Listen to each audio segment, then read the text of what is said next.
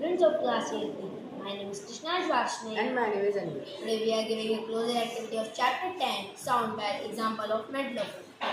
The aim of this activity to assemble the metal phone to understand the pitch of sound. Now the material required in this activity is STEM kit, wooden blocks, metal pipes and a thread.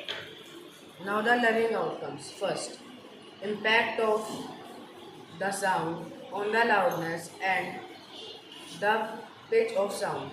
Second, understand sound and its characteristics. Third, define metal phone. Now science behind it. The metallophone is a transduction device consisting of hollow metallic pipe and make produce the sound by the striking of these metallic pipes.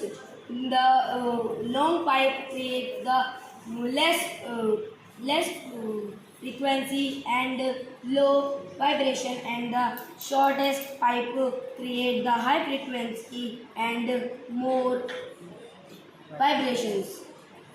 Now you see that how it was striking.